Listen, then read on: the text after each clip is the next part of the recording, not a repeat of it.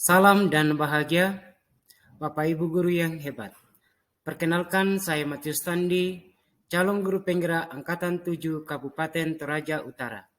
Pada kesempatan ini, saya akan mempresentasikan hasil pemahaman saya tentang pemikiran Ki Hajar Dewantara, koneksi antar materi modul 1.18a.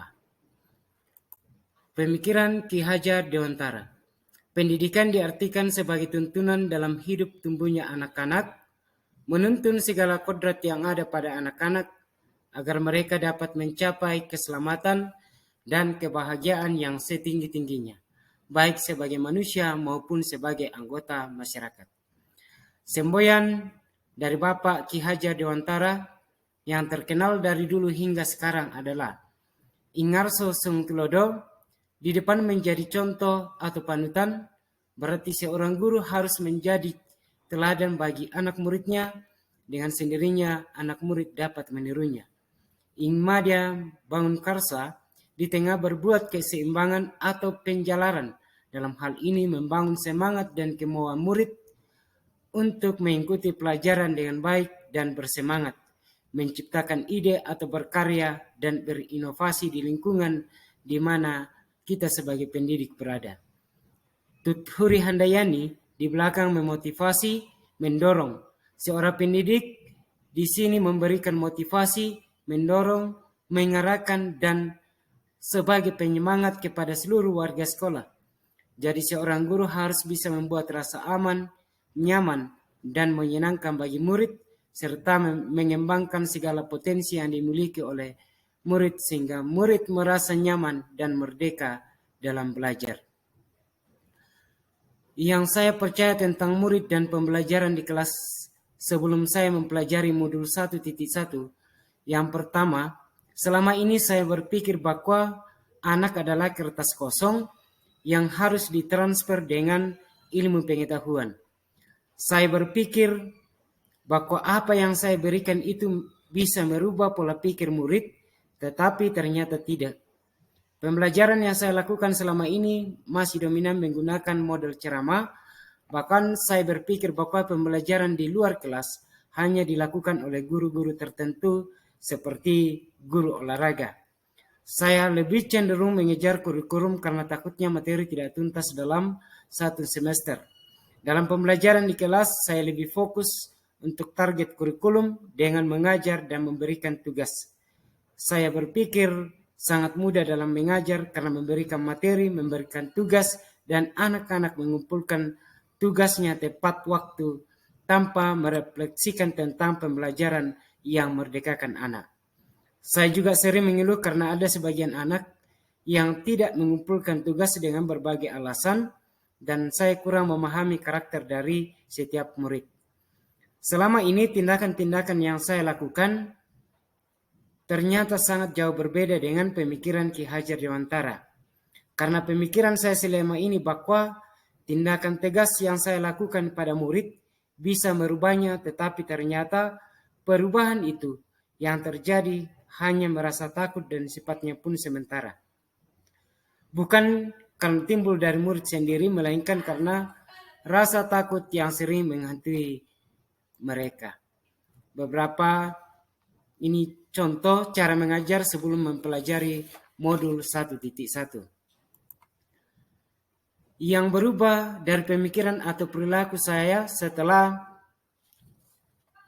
mempelajari modul ini dari filosofis Ki Hajar Dewantara, setelah mempelajari pemikiran Ki Hajar Dewantara bahwa murid itu harus dituntun dengan baik, sabar, dan ikhlas, karena masing-masing murid mempunyai keunikan yang berbeda-beda, bukan dengan cara memberikan hukuman, tetapi sebagai pendidik harus menjadi teladan agar murid bisa melihat dan meniru serta memberikan pembelajaran yang menyenangkan sesuai dengan kodratnya.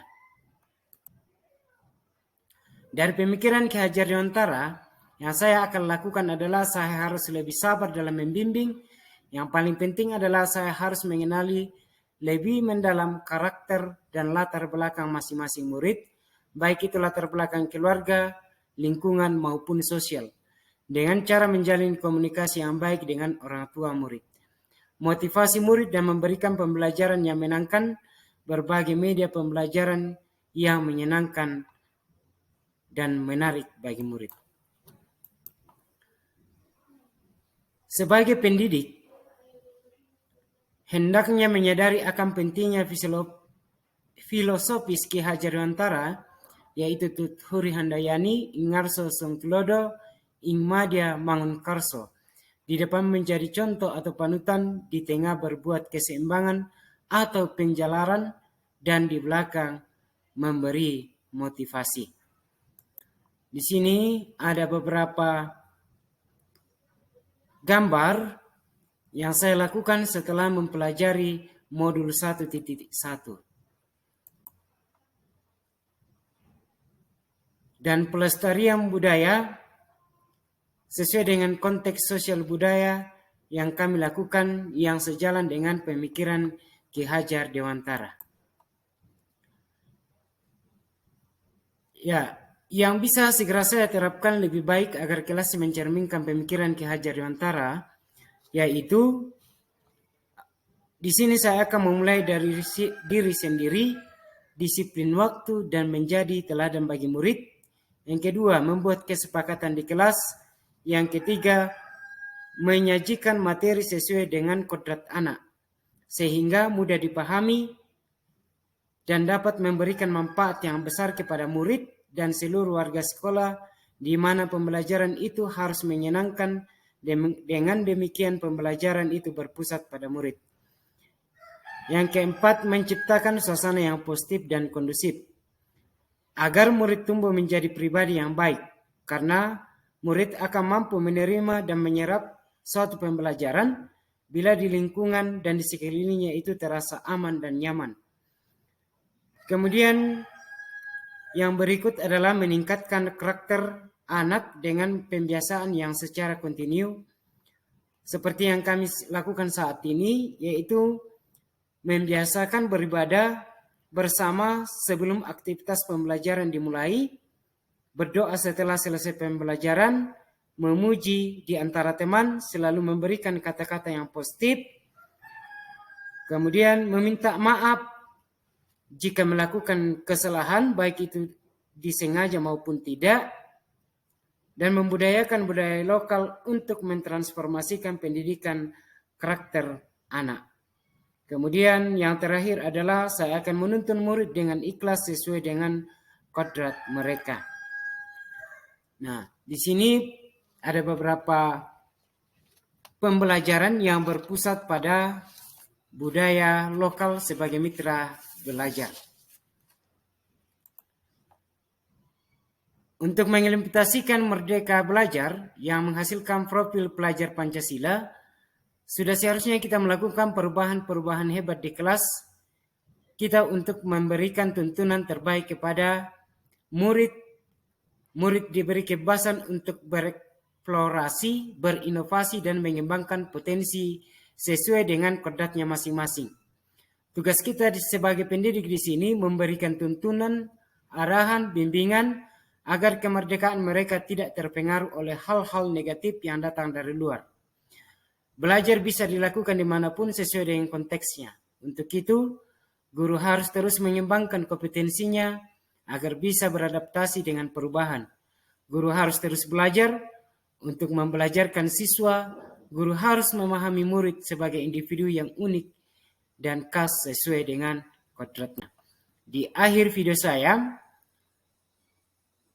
tentang refleksi pemikiran filosofis Ki Hajar Dewantara, saya ingin mengajak kita semua, terutama kepada Bapak Ibu Guru yang hebat, dimanapun berada, untuk lebih memahami tentang dasar pemikiran filosofis pendidikan Ki Hajar Dewantara, sehingga kita dapat mentransformasikan perubahan ekosistem belajar yang berpusat kepada anak. Demikian hasil pemaparan saya, semoga bermanfaat. Sekian dan terima kasih.